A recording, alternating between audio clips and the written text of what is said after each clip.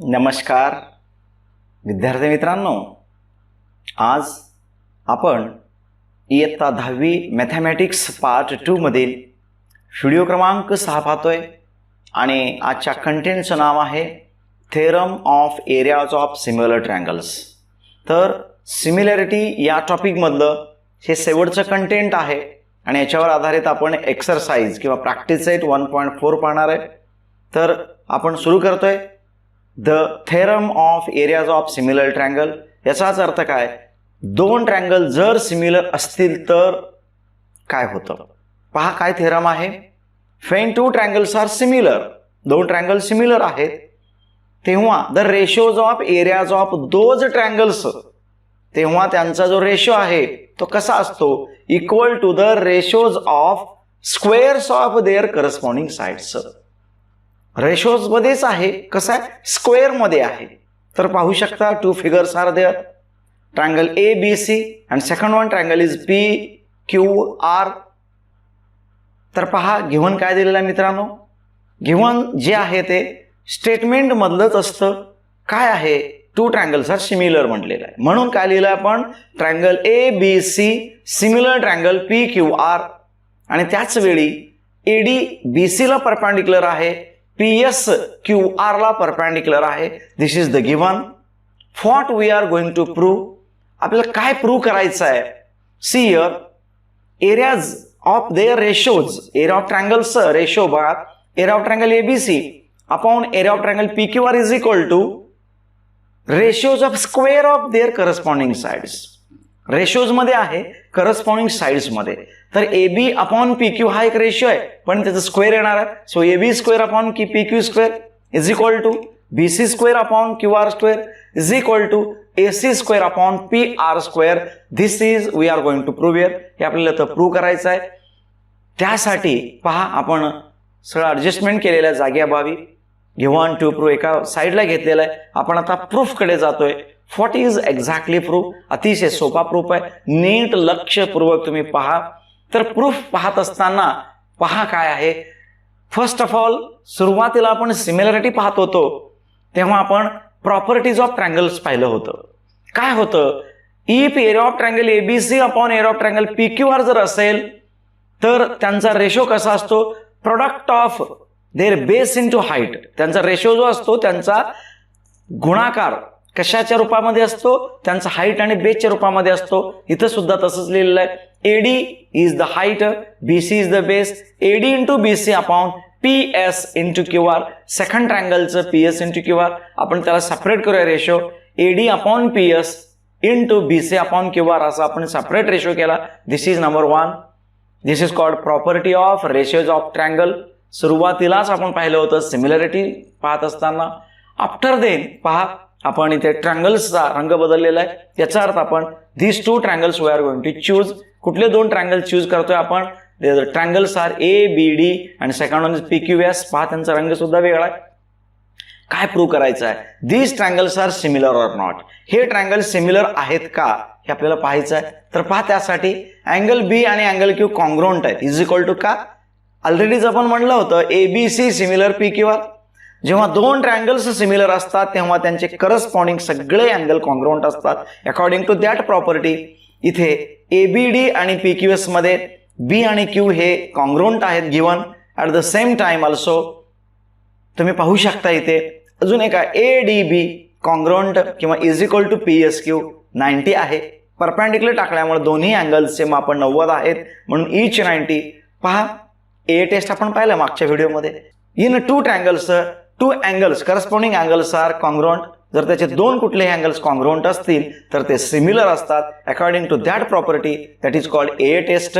तुम्ही पाहता इथे A triangle ABD similar triangle P Q S by A test. A टेस्टने ट्रायंगल एबीडी आणि पी क्यू एस सिमिलर झालेले आहेत।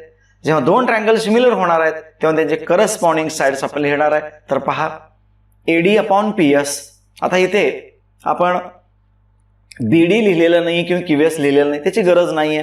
तर आपण फक्त काय लिहिलं, A D first last, P S first last, त्यानंतर आपण लिहिलेलं आहे खाली दुसरा आहे A B first two letters, त्याचबरोबर P Q C S S T corresponding sides of similar triangle number 2।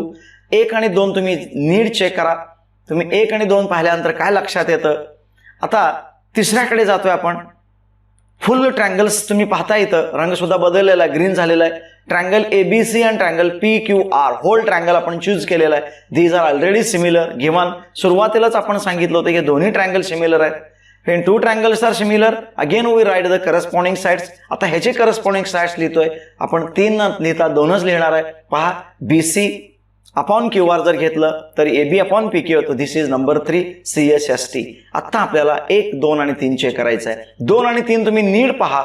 AB upon PQ, AB upon PQ are common, दोन्ही ठिकाणी सेम आहे. याचा अर्थ काय झाला? AD अपॉन PS आणि BC अपॉन QR यांचा रेशो इक्वल झाला. Therefore we put second and third values in first. 2 आणि 3च्या व्हॅल्यू आपण फर्स्ट मध्ये ठेवतोय. त्यावरून आपल्याला काय व्हॅल्यूज मिळते पहा मित्रांनो. तर पहा 1, 2, 3 वरून आपल्याला काय मिळालं? Area of triangle ABC upon area of triangle PQR is equal to, जिथे AD अपॉन PS होतं तिथं आपण BC अपॉन QR लिहिलं. का? तर तुम्ही 2 आणि 3 पाहू शकता. ऑलरेडी BC अपॉन QR तिथं आहे. So BC into BC, BC square upon QR into QR, QR square from 1 to 3. तर हे आपण फक्त BC upon QR square one साइडचा रेशो दाखवला.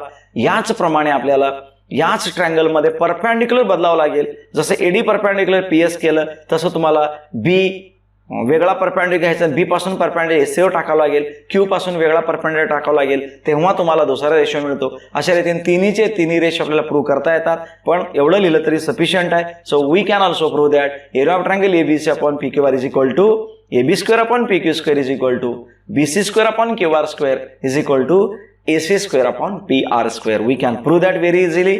अतिशय सोपाचा थेरम आहे. नीट तुम्ही पहा, पेपरच्या दृष्टिकोनातून सुद्धा अतिशय महत्वाचं आहे. यालाच आपण theorem of areas of similar triangles असं म्हणतो.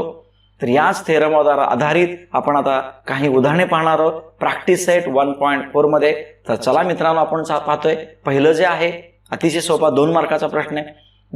The ratio of corresponding sides of similar triangles. Already similar triangle असणार आहे. 3:5. Find the ratio of their areas. Ratios दिल्यामुळं साइडचा त्यांचा एरियाचा रेशो काय तो पहा. ABC आणि PQR 2 ट्रँगल्स आपण चूज केले. These are similar given.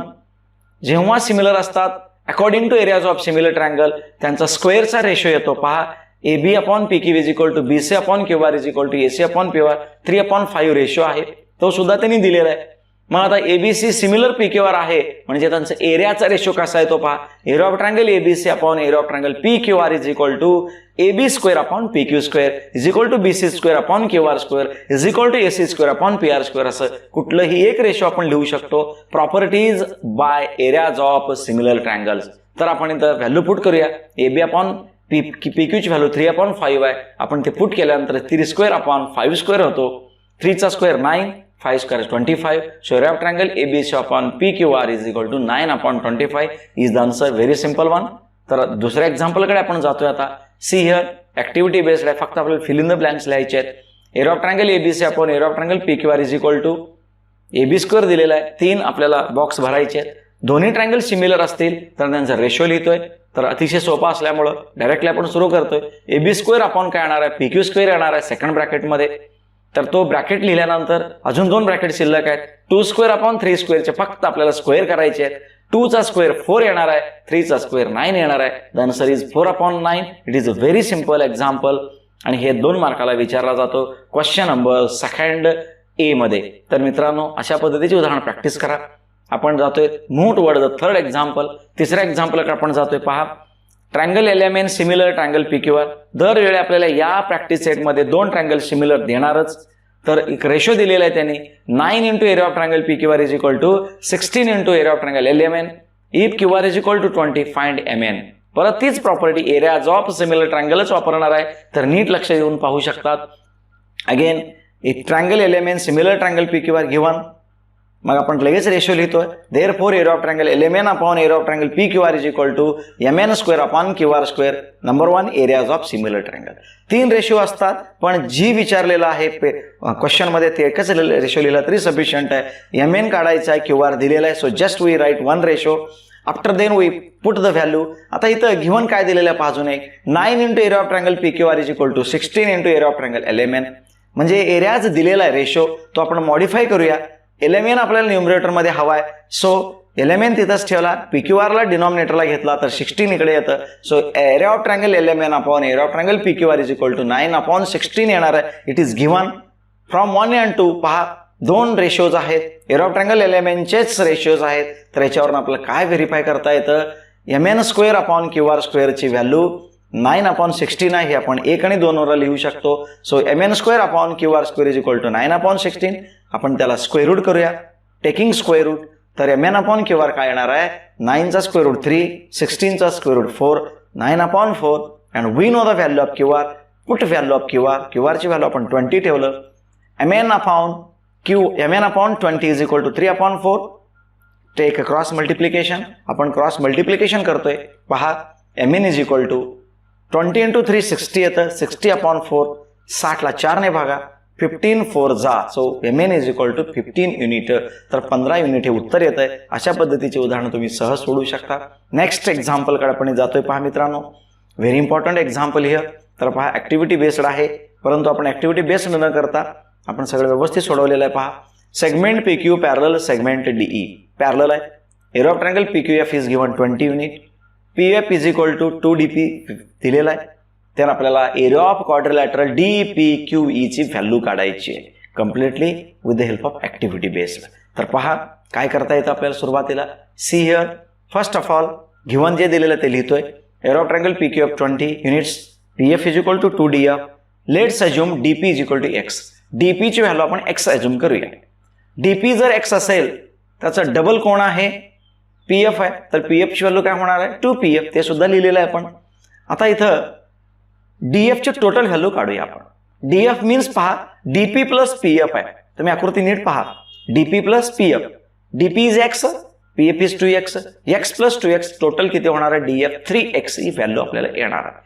तर आपण ह्याच्यावरनं पहा, फर्स्ट ऑफ ऑल पहा, आपण तो जो ट्रँगल होता त्याला स्प्लिट केला आणि त्याला आपण सेपरेट केलं का, तर आपल्याला दोन ट्रँगल चूज करायचे. कुठले दोन ट्रँगल, ट्रँगल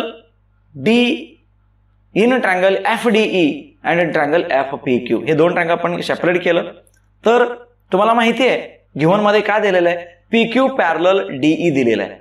फेन DE पॅरलल PQ. तर आपल्याला तिथे अल्टरनेट करस्पॉन्डिंग किंवा इंटरअँगल टेस्ट वापरता येतो, ए टेस्ट वापरता येतं. हे दोन ट्रँगल आपण कुठल्याच टेस्टने सिमिलर दाखवणार आहे. पहा, FDE congruent FPE corresponding angle. का, तर ते पॅरलल आहे. अजूनही करस्पॉन्डिंग आपल्याला मिळणार आहे. FED कॉन्ग्रुएंट PQ, F किंवा FQP सुद्धा म्हणू शकतो, करस्पॉन्डिंग अँगल. पहा, दोन ट्रँगल्स कॉन्ग्रुएंट झाले, means triangle FDE similar triangle FPQ by A test. A टेस्टने दोन ट्रँगल सिमिलर झाले. मग त्याचे करस्पॉन्डिंग साइड्स आपण लिहूया. परत जो फिगर आहे तो ओरिजिनल जसा तसाच केला. तर आपण करस्पॉन्डिंग साइड्स लिहितोय. पहा, area of triangle FDE upon area of triangle FPQ. Ratio लिहित असताना एरियाज ऑफ सिमिलर ट्रँगलचा फॉर्म्युला वापरला, DF² अपॉन PF². आपल्याला जे हवंय ते एकच आपण रेशो तिथं चूज केलेला आहे. DF we know how much, DF 3x, PF we know 2x. So put value 3x² upon 2x². x² get cancelled, therefore 3² 9 and 2² 4. The answer is 9/4. तर FDE अपॉन FPQ चा रेशो आपल्याला 9/4 मिळालेला आहे areas of similar ट्रँगलच्या प्रॉपर्टीनुसार. आणि त्यावरून आता आपण area of triangle FDE जो मोठा ट्रँगल आहे तुम्ही पहा, is equal to 9/4 into FPQ ची व्हॅल्यू तिने ऑलरेडी दिलेली आहे. FPQ किंवा त्यालाच आपण PQF सुद्धा म्हटलेलं होतं, तो एरिया दिलेला आहे.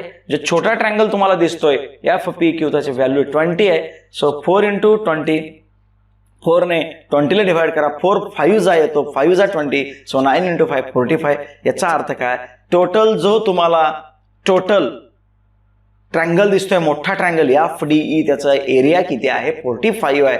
त्यामध्ये FPQ जो आहे ट्रँगल तो 20 आहे. तर रिमेनिंग कसं काढायचं, see here how to find. तर हे जे तुम्हाला मिळालं 45 दॅट इज FDE होल ट्रँगलचा एरिया मिळालेला आहे. पण आपल्याला मात्र काय करायचं आहे, त्या क्वाड्रिलॅटरलचं काय काढायचं, एरिया काढायचा आहे. तर आपण त्याला स्प्लिट केलं. पहा, स्प्लिट केल्यानंतर कसं दिसतं, तर तुम्हाला या DPQE हा क्वाड्रिलॅटरल दिसतोय.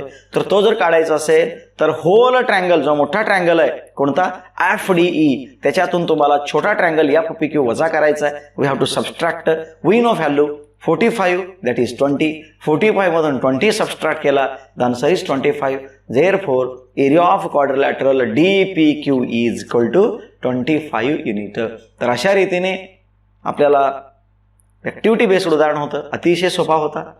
3 किंवा 4 मार्काला हा प्रश्न येतो. तर नक्कीच तुम्ही याची तयारी करणार आहे याची मला खात्री आहे. परत तुम्ही व्हिडिओ पहा, तुम्हाला नक्कीच समजेल. कारण की आपण प्रत्येक वेळी ॲनिमेटेड केलेलं आहे, त्यामुळे तुम्हाला त्या चित्राच्या सहाय्याने हे गणित सोडवताना इझी जातं. तर आपण आज इथेच थांबतो मित्रांनो. नेक्स्ट पार्ट जो शिल्लक आहे तो आहे आता प्रॉब्लेम सेट 1. प्रॉब्लेम सेट 1चे जर एक भागात बसलं तर एक भागात करूया. जर भरपूर गणित असतील तर आपण 2 भागात करणार आहे. इतकंच नव्हे तर या टॉपिकवर आत्तापर्यंत जे बोर्डाला आलेले एक्झाम आहेत SSC बोर्डाला ते एक्झाम्पल आणि याच सिम्युलॅरिटीवर आधारित आउट ऑफ सिलेबस पुस्तकाच्या बाहेरचे जर प्रश्न आले असतील तर ते सुद्धा आपण पुढच्या व्हिडिओमध्ये पाहणार आहोत. तर तुम्हाला व्हिडिओ आवडला सबस्क्राईब करा, शेअर करा, बेल आयकॉनला क्लिक करा. थांबतोय. धन्यवाद.